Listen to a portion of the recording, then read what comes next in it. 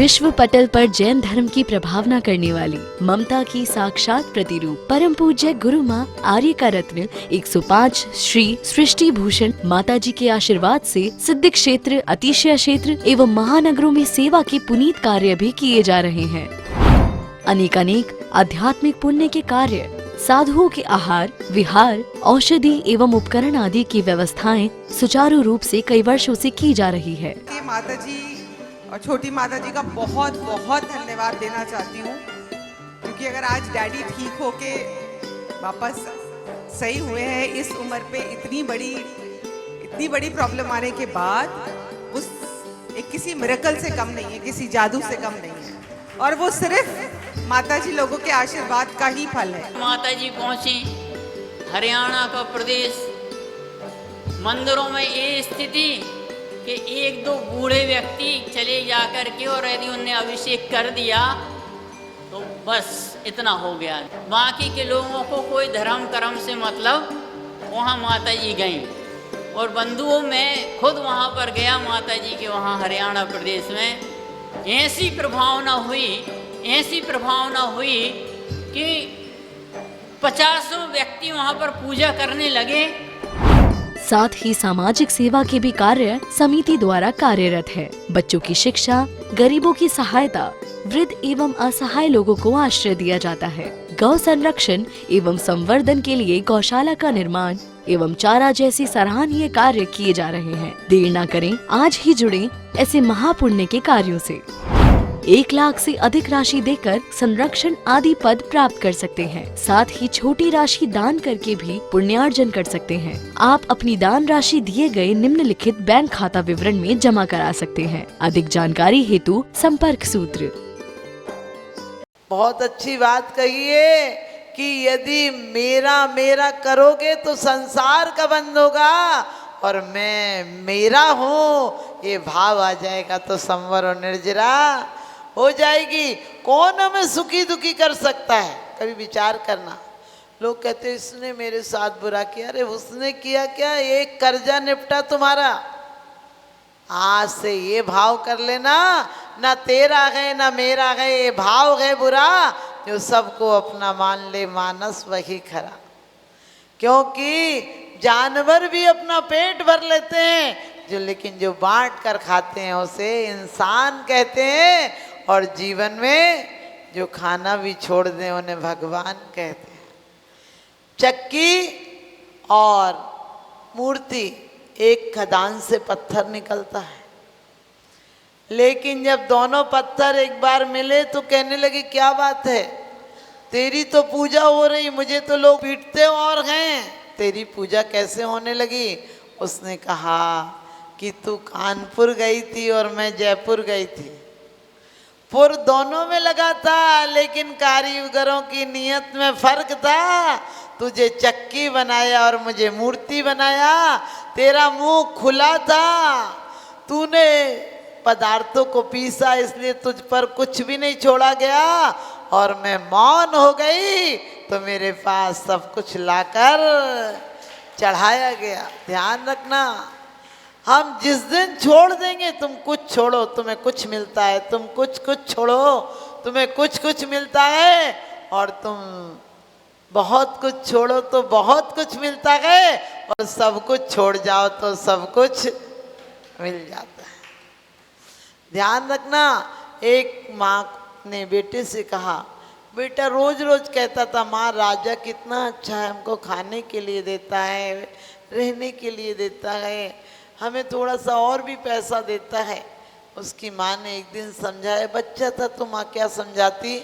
एक दिन बच्चा 18 साल का हो गया, फिर भी कहने लगा कि माँ यदि राजा नहीं होता तो हमारा क्या होता। माँ ने कहा बेटा राजा नहीं होता तो हमारे पास बहुत कुछ होता। उसने कहा कैसे?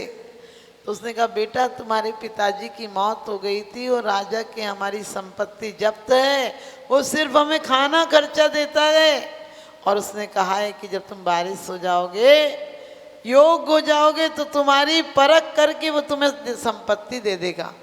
तो माँ ने कहा बेटा ऐसा कहे तो ऐसा करना यदि वो पूछे कि तुम क्या करोगे तो तुम अपना व्यापार बता देना कि कपड़े का करूँगा। फिर वो पूछे कहाँ करोगे तो कह देना कि गाँव दुकान बाहर है उसी में करूँगा। फिर वो कहे कि कहाँ से माल लाओगे तो तुम कह देना कि बॉम्बे से लाऊंगा। ऐसे से माँ ने उसे 5-6 बातें समझाई और कहने लगी बेटा कह देना कि अब आपकी ज़रूरत नहीं है, मुझे मेरा संपत्ति जो है दे दो, मैं जैसे होगा अपना काम चला लूँगा, तुम्हारे दरबार में दोबारा नहीं आऊँगा। तो वो कहने लगा कि माँ ये सब भी नहीं कहे तो जो जो आपने बताया है वो कुछ नहीं कहे तो। उसकी माँ ने कहा अब तू जा बेफिक्र होकर, अब तू योग्य हो गया, राजा जो कहेगा तू बता देगा, क्योंकि तेरे अंदर इतनी बुद्धि जागृत हो गई कि ये सब नहीं पूछे और ही कुछ पूछेगा तो तूने इतना कह दिया तो तू समाधान भी दे देगा। राजा के यहाँ गया, उसने कहा राजन जी अब मैं बालिक हो गया हूँ, मेरी संपत्ति मुझे वापस करो। तो उन्होंने कहा कि क्या करेगा? उसने कहा जो व्यापार दिखेगा वो करूँगा। माँ की बात नहीं कही, उसने कहा जो व्यापार लगेगा वो करूँगा, जहाँ लगेगा वहाँ करूँगा, घर में करूँगा, बाहर करूँगा, लेकिन आप मेरी संपत्ति मुझे वापस कर दें। राजा ने उसकी परख करने के लिए क्रोध में कहा कि ये कहता है कि मेरी संपत्ति दे दो और बार बार हाथ फैला फैला करके रहे कि मेरे घर की चाबियाँ दो, मेरे गोदाम की चाबियाँ दो, इसके दोनों हाथ बांध लो। राजा ने लिया और दोनों हाथ उसके हाथ पकड़ के ऐसे बांध लिए और कहने लगे अब मांग कैसे मांगेगा, अब मांग कैसे मांगेगा? तो वो तो मुस्कुराने लगा, कहने लगा मांगने की जरूरत ही नहीं है।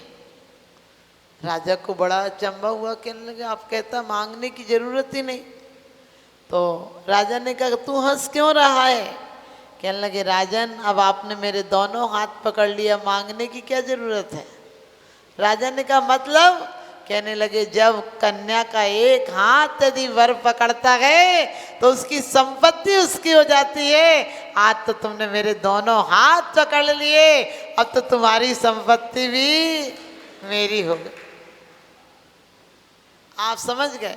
ऐसे ही एक हाथ किसी को देते हो तो परिवार चल जाता है, दोनों हाथ और दिल जिस दिन दे दोगे उस दिन परमार्थ चल जाएगा, परमात्मा की संपत्ति तुम्हारी हो जाएगी। ऐसी इच्छा करो, क्योंकि वास्तव में हमारे भोग तो रोग की तरह हैं, जो भोगते समय तो अच्छे भी लगते हैं, लेकिन विचार करना एक समय भी पर समय में मत जाने देना, एक समय को भी समय सार में बनाना, क्योंकि समय सार कहीं ऊपर से उतर कर नहीं आता है, सुख और दुख कहीं से नहीं आते हैं। यदि बहुत सर्दी है, तुम दिन भर सर्दी सर्दी करो तो क्या होगा? सर्दी घट जाएगी क्या? यदि उपयोग को बदलो कि शिमला और मंसूरी घूमने आए हैं तो जरूर ठंडी आनंद दे देगी। यदि गर्मी है और सोचो ईरान या तिब्बत में आए हैं तो गर्मी भी ज़्यादा परेशान नहीं करेगी। हमारा नजरिया बदल जाए, सोच बदल जाए तो जीवन में सब कुछ बदल सकता है। परमात्मा से तुमने आकर शिकायत की है, तुमने ये नहीं दिया, ये नहीं दिया, सच बताना।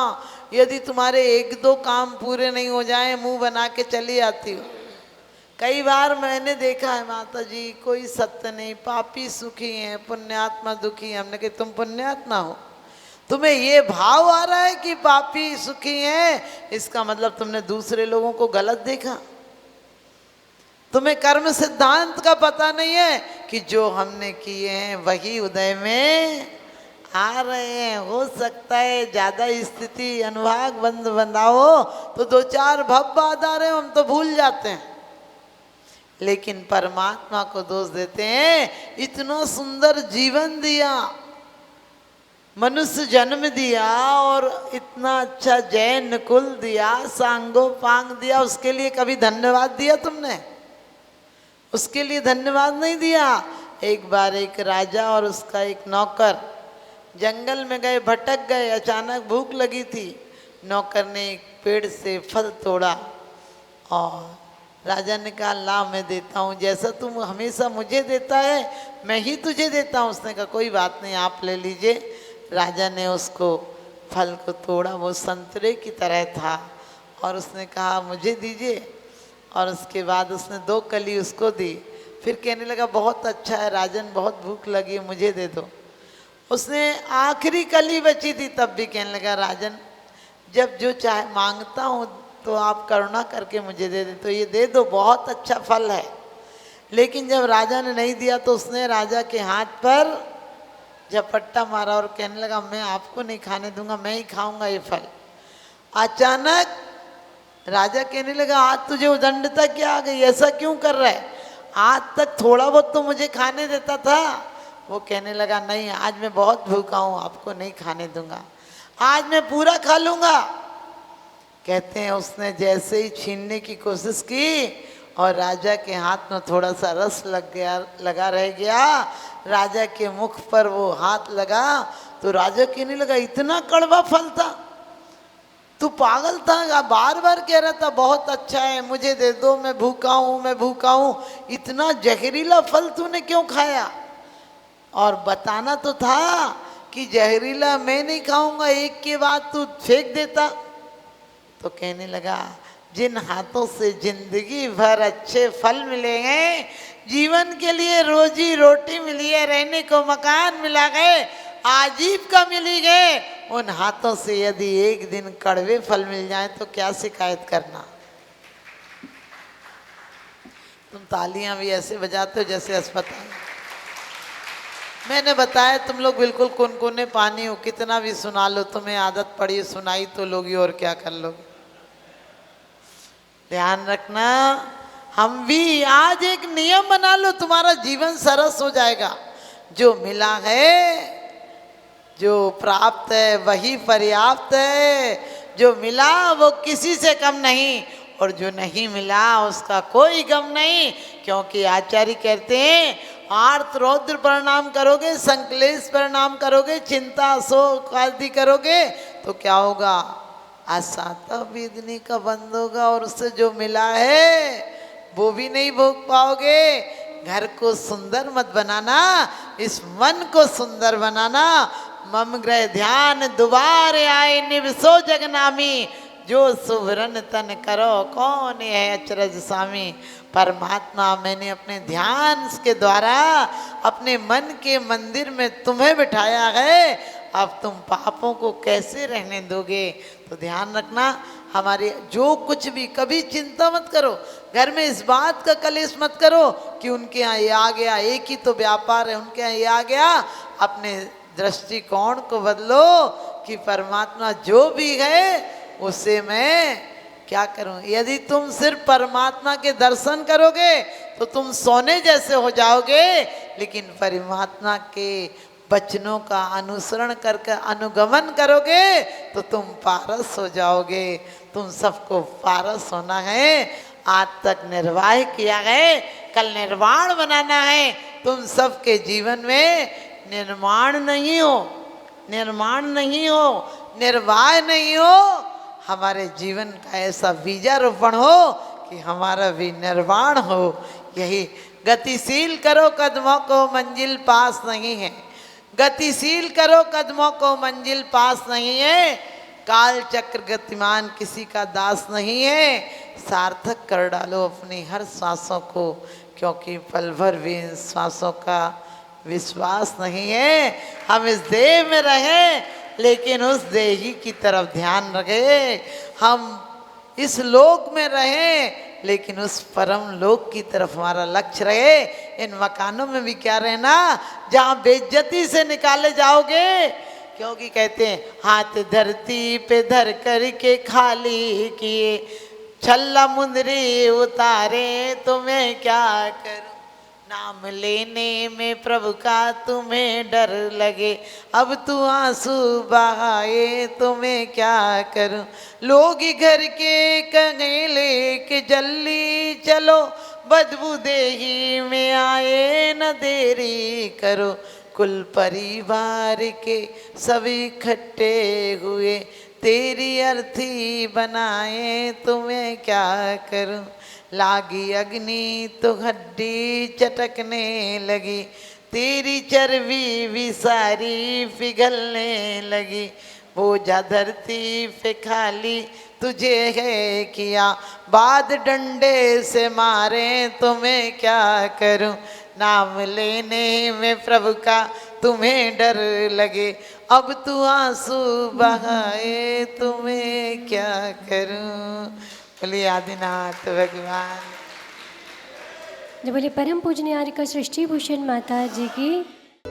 विश्व पटल पर जैन धर्म की प्रभावना करने वाली ममता की साक्षात प्रतिरूप परम पूज्य गुरु माँ आर्यका रत्न 105 श्री सृष्टि भूषण माता जी के आशीर्वाद से सिद्ध क्षेत्र, अतिशय क्षेत्र एवं महानगरों में सेवा के पुनीत कार्य भी किए जा रहे हैं।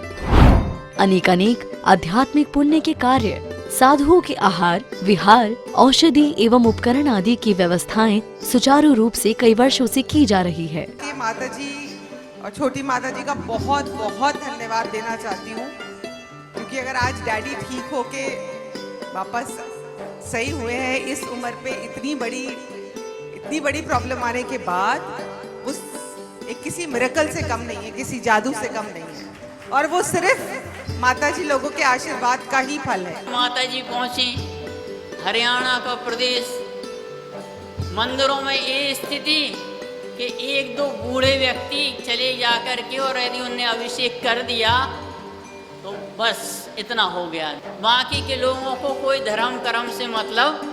वहाँ माता जी गईं और बंधुओं में खुद वहाँ पर गया माता जी के वहाँ हरियाणा प्रदेश में। ऐसी प्रभावना हुई कि 50 व्यक्ति वहाँ पर पूजा करने लगे। साथ ही सामाजिक सेवा के भी कार्य समिति द्वारा कार्यरत है। बच्चों की शिक्षा, गरीबों की सहायता, वृद्ध एवं असहाय लोगों को आश्रय दिया जाता है। गौ संरक्षण एवं संवर्धन के लिए गौशाला का निर्माण एवं चारा जैसी सराहनीय कार्य किए जा रहे हैं। देर न करें, आज ही जुड़ें ऐसे महापुण्य के कार्यों से। 1 लाख से अधिक राशि देकर संरक्षण आदि पद प्राप्त कर सकते हैं। साथ ही छोटी राशि दान करके भी पुण्यार्जन कर सकते हैं। आप अपनी दान राशि दिए गए निम्नलिखित बैंक खाता विवरण में जमा करा सकते हैं। अधिक जानकारी हेतु संपर्क सूत्र